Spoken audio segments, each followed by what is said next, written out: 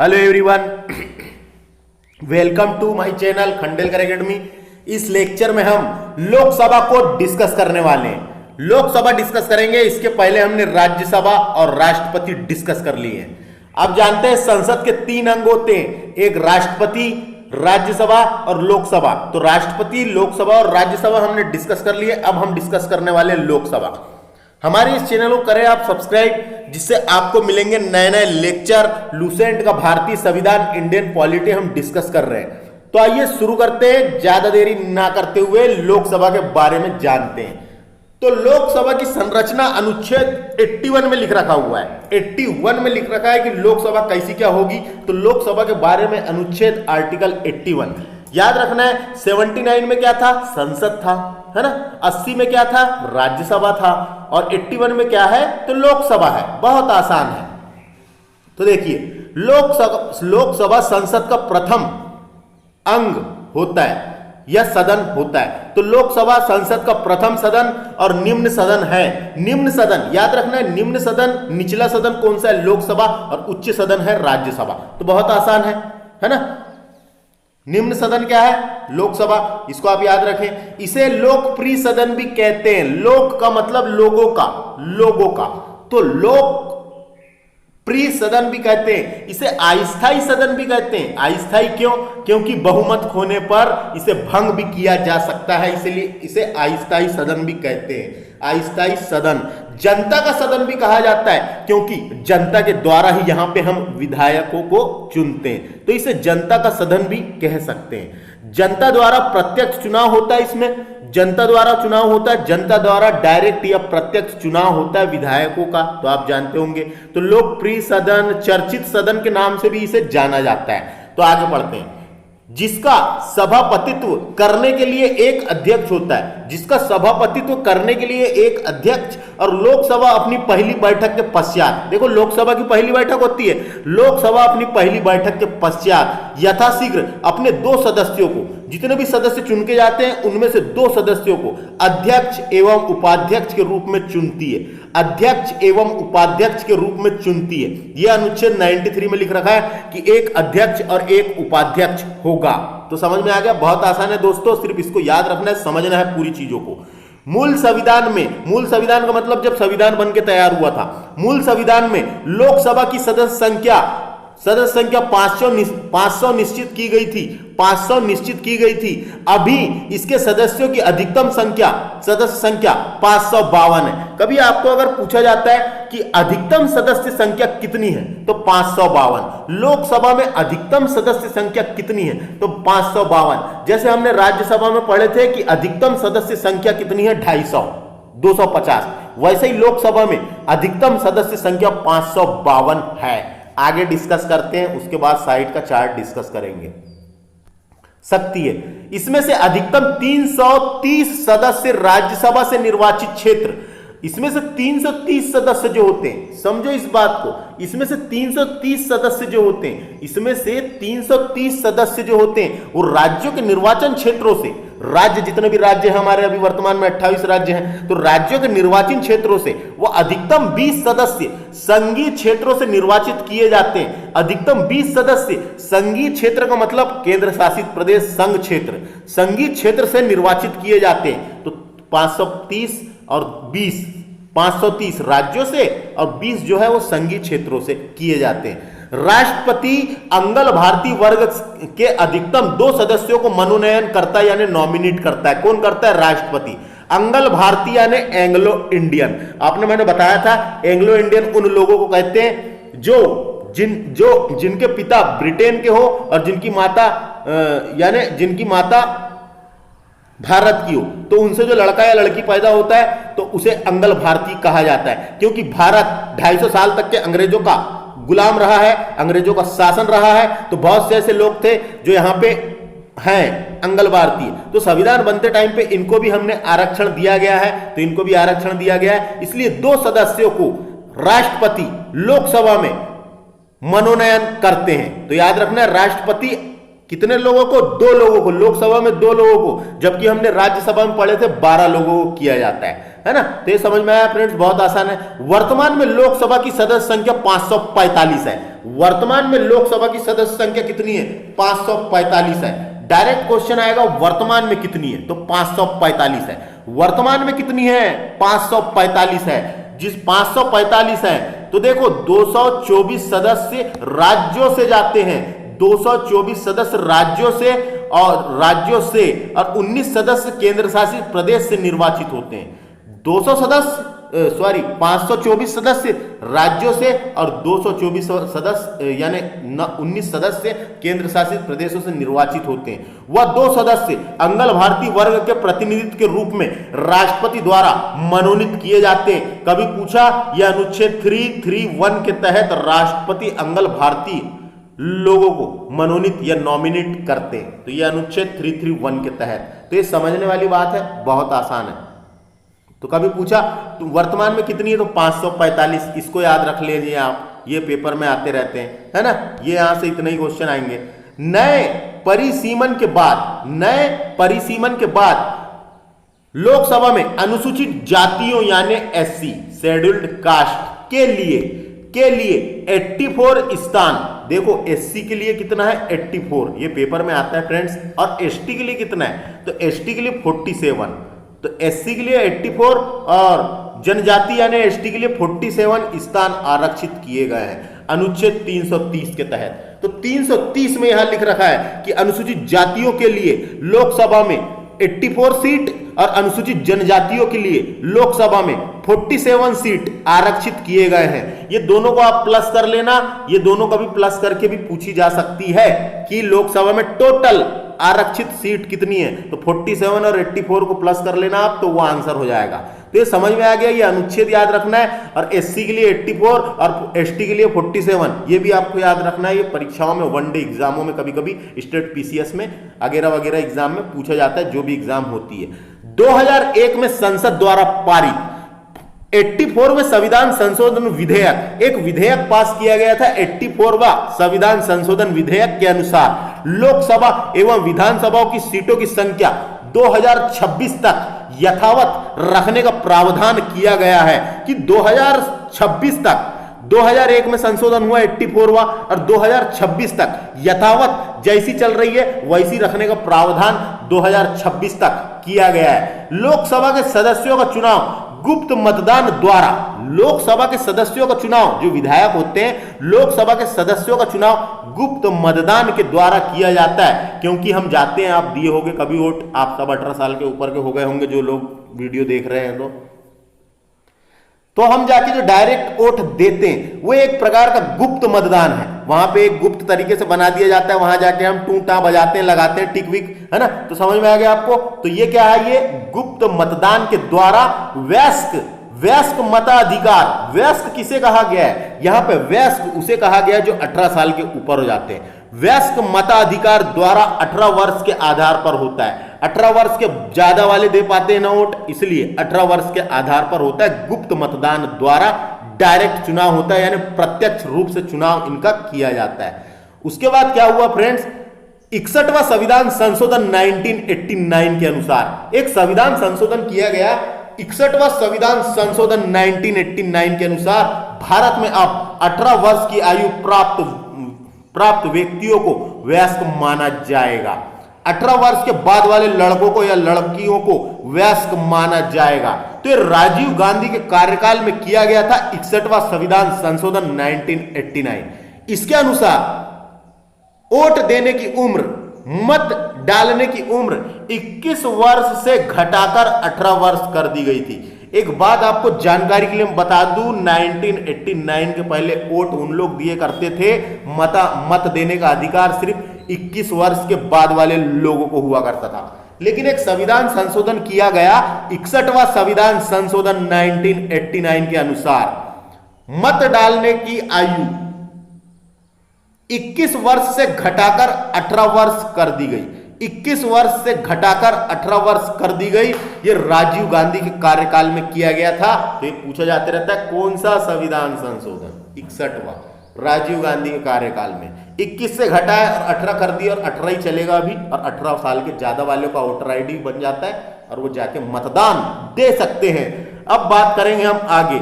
लोकसभा में अनुसूचित जातियों तथा अनुसूचित जनजातियों के लिए राज्यवार जनसंख्या के अनुपात में आरक्षण का प्रावधान किया गया है।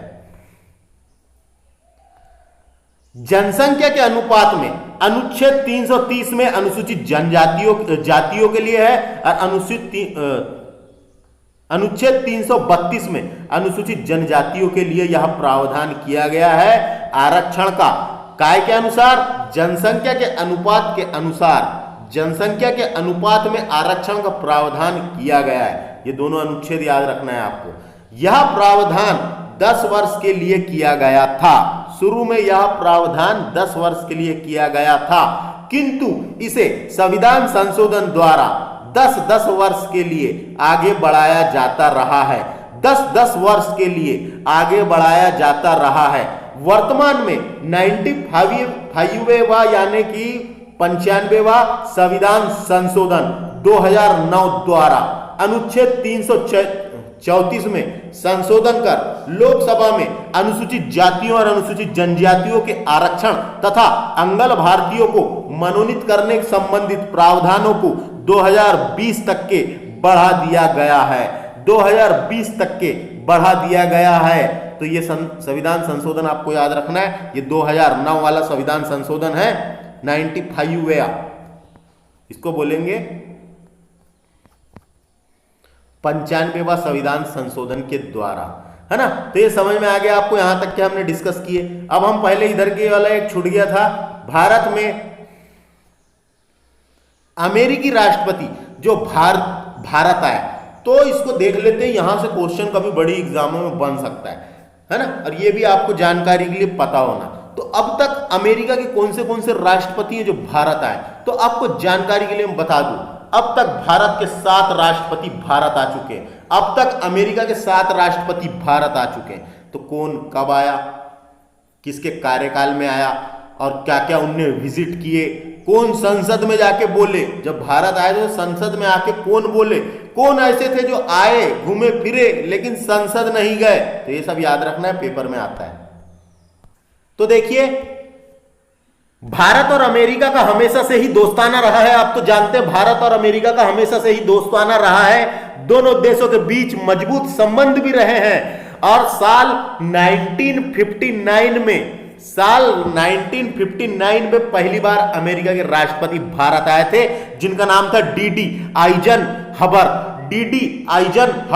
तो डी.डी. आइजनहवर ये 1959 में भारत आए। आइजनहवर ने पहली बार भारत का दौरा किया था और 4 दिनों तक यहां रहे थे, है ना। रहने के बाद वहां उस टाइम पे जवाहरलाल नेहरू की सरकार थी। प्रधानमंत्री कौन थे? जवाहरलाल नेहरू के कार्यकाल में आए थे। और आइजनहवर संसद भवन में संयुक्त सत्र में संबोधित भी किया था। इसका मतलब है संसद में बोले भी थे। तो संयुक्त सदन में संबोधित किया था, यानी कि सत्र चल रहा था तो संबोधन भी किए थे। तो सबसे पहले अमेरिकी राष्ट्रपति जो भारत आए थे उनका नाम था डी.डी. आइजनहवर। 1959 में आए थे। जवाहरलाल नेहरू थे उस टाइम पे प्रधानमंत्री। उसके बाद 1959 के बाद 69 में आते रिचर्ड निक्सन। 1969 में रिचर्ड निक्सन भारत आए। तो दिल्ली आए थे, दिल्ली के बाद लाहौर गए। इंदिरा गांधी की सरकार थी 1969 में। तो इंदिरा गांधी के कार्यकाल में इंदिरा गांधी के कार्यकाल में रिचर्ड निक्सन भारत आए थे। इंदिरा गांधी की सरकार थी। तो समझ में आ गया। उस टाइम पर राजनीतिक उठापटक भी चली थी। तो 59 में पहले, फिर 10 साल बाद 69 में। तो ये पहली बार जवाहरलाल नेहरू के शासनकाल में यानी कार्यकाल में, दूसरी बार दूसरी बार इंदिरा गांधी के। उसके बाद जिमी कार्टर आए। जिमी कार्टर 78 में राष्ट्रपति जिमी कार्टर भारत पहुंचे। उस टाइम पे भी इंदिरा गांधी की सरकार थी और इंदिरा गांधी की पार्टी गिर गई थी, करारी हार हुई थी उस टाइम पे। तो जिमी कार्टर 78 में भारत आए। तो पहले कौन आया, दूसरे नंबर में कौन आया, फिर ये याद रखना है सन के हिसाब से। उसके बाद क्या होता है, 2000 में बिल क्लिंटन जो राष्ट्रपति भारत आए थे 2000 में। 22 साल बाद, 69 के बाद 22 साल बाद बिल क्लिंटन भारत आए। अटल बिहारी वाजपेयी थे उस टाइम पे। है ना। 2000 में अटल बिहारी वाजपेयी के टाइम पे आए थे बिल क्लिंटन, भारत आए, तो बिल क्लिंटन भारत आए, और बस इतना ही याद रखो वहां से। और क्या, संसद में संबोधित किया था इन्होंने बिल क्लिंटन ने। 2000 के बाद 2006 में जॉर्ज डब्ल्यू बुश 6 साल बाद, यानी कि 6 साल बाद 2000 के 6 साल बाद 2006 में जॉर्ज डब्ल्यू बुश भारत आए। उस टाइम पे 2006 में मनमोहन की सरकार थी, मनमोहन सिंह की सरकार थी 2006 में। 2006 के बाद 2010 में बराक ओबामा भारत आए। 2010 में बराक ओबामा भारत आए। 2010 में बराक ओबामा भारत आए। मनमोहन सिंह की सरकार थी उस टाइम पे। बराक ओबामा 2 बार आए हैं, 2010 में और 2015 में। 2015 में नरेंद्र मोदी ने इन्हें बुलाया था गणतंत्र दिवस के अवसर पर, है ना। गणतंत्र दिवस के अवसर पर नरेंद्र मोदी ने बुलवाया था इन्हें। तो याद रखना है, बराक ओबामा 2 बार आए हैं, एक बार 2010 में, फिर 2015 में भारत आए थे। पहली बार आए थे 2010 में जब मनमोहन सिंह की सरकार थी, और 2015 में जब आए थे नरेंद्र मोदी की सरकार थी। तो नरेंद्र मोदी के टाइम पे गणतंत्र दिवस के अवसर पर आए हैं, है ना। तो ये समझ में आ गया अभी तक के। उसके बाद फ्रेंड्स फरवरी 2020 में डोनाल्ड ट्रंप भारत आए थे, नरेंद्र मोदी ने बुलवाए थे। फरवरी 2000 यानी नरेंद्र मोदी के टाइम पे आए थे।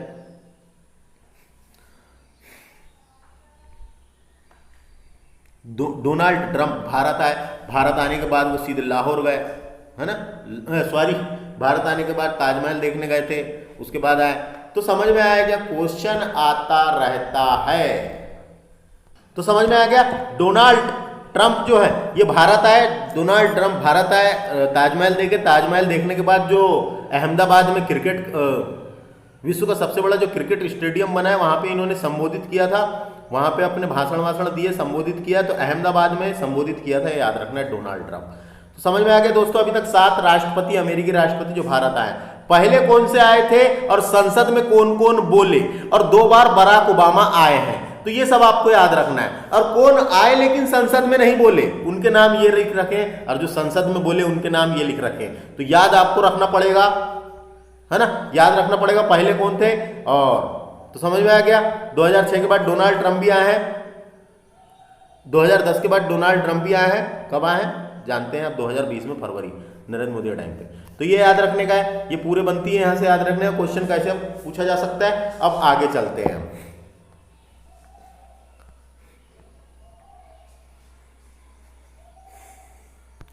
लोकसभा की सदस्य संख्या दी हुई है यहाँ पे। तो देखो, सर्वाधिक जनसंख्या उत्तर प्रदेश में और सर्वाधिक लोकसभा की सीटें उत्तर प्रदेश में भी है 80।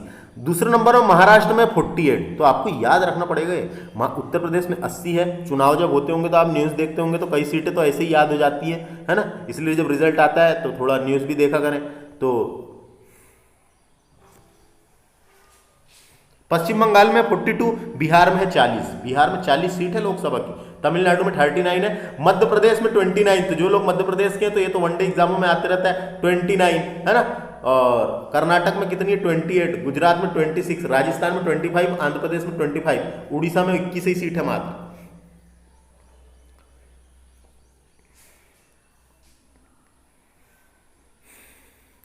केरल में 20 सीट है, याद रखो इसको, केरल में 20 सीट है। तेलंगाना में कितनी है, 17 सीट है तेलंगाना में। झारखंड में कितनी है, 14। और असम में कितनी है, तो 14। पंजाब में 13 सीट है मात्र। और छत्तीसगढ़ में 11 लोकसभा सीटें, 11 लोकसभा सीटें छत्तीसगढ़ में, है ना, 11 है। हरियाणा में 10, उत्तराखंड में 5 ही है, हिमाचल प्रदेश में 4 ठन है ना। मेघालय में कितनी है, 2 ठन है। तो मेघालय में 2 है, अरुणाचल प्रदेश में 2 है, और गोवा में 2 है, और मणिपुर में 2 है। तो 2 कहाँ कहाँ है ये याद रखना है। देखो, खासकर उत्तर पूर्वी भारत और गोवा में 2 ही सीट है मात्र लोकसभा की। सिक्किम में 1 है मात्र, नागालैंड में 1 और मिजोरम में 1, है ना। दिल्ली में कितनी है, तो दिल्ली में 7 सीट है लोकसभा की, याद रखना है। जनसंख्या भी ज्यादा है, दिल्ली में 60 है। जम्मू कश्मीर में कितनी है, 5 है। लद्दाख में 1, पुदुचेरी में 1, चंडीगढ़ में 1, दादर और नागर हवेली में 2 है फ्रेंड्स। दादर और नागर हवेली में 2 है, अंडमान निकोबार में 1 है, और लक्षद्वीप में 1 है। तो ये संघ शासित प्रदेश यानी केंद्र शासित प्रदेश में इतनी है, तो आपको याद रखने की बनती है है ना। और उसके अलावा जो मैंने यहाँ पे बताया, आप जिस स्टेट के हैं तो आपको खुद के स्टेट की तो याद रहती है, लेकिन हमको दूसरे के स्टेट की भी याद रखना है। कभी सही जोड़ी या कुछ में वनडे एग्जामों में क्वेश्चन बन जाते हैं, तो ये याद रख लो। उसके बाद देखो 2-4 फैक्ट लिखे हुए हैं, उनको डिस्कस करते हैं। उसके बाद देखो अगला फैक्ट, सबसे अधिक मतदाता वाला लोकसभा क्षेत्र। मतदाता वाला लोकसभा क्षेत्र बाहरी दिल्ली। बाहरी दिल्ली जो क्षेत्र है वो सबसे अधिक मतदाता वाला क्षेत्र है, याद रखना है। सबसे कम मतदाता वाला क्षेत्र है लक्षद्वीप। सबसे कम मतदाता वाला क्षेत्र है लक्षद्वीप। क्षेत्रफल की दृष्टि से सबसे बड़ा लोकसभा क्षेत्र लद्दाख है। लद्दाख भारत का दूसरा सबसे बड़ा जिला है क्षेत्रफल के हिसाब से। पहला है कच्छ गुजरात का, तो उस हिसाब से आप याद रख सकते हैं। क्षेत्रफल की दृष्टि से सबसे छोटा लोकसभा क्षेत्र है चांदनी चौक दिल्ली। चांदनी चौक दिल्ली, तो इसको याद रखना है, ये पेपर में डायरेक्ट आते रहता है। सिर्फ पूछेगा आपको जगह का नाम, जनसंख्या नहीं पूछने वाला है। तो इस लेक्चर में हम इतने डिस्कस करते हैं, क्योंकि वीडियो बड़ा होता है तो आप लोग देखते नहीं बड़ा है करके, इसलिए हम इतने डिस्कस करते हैं। इसके बाद वाला अगले लेक्चर में डिस्कस करेंगे। हमारे इस चैनल को सब्सक्राइब करें, निश्चित ही आपको पढ़ने में मदद मिलेगी। धन्यवाद।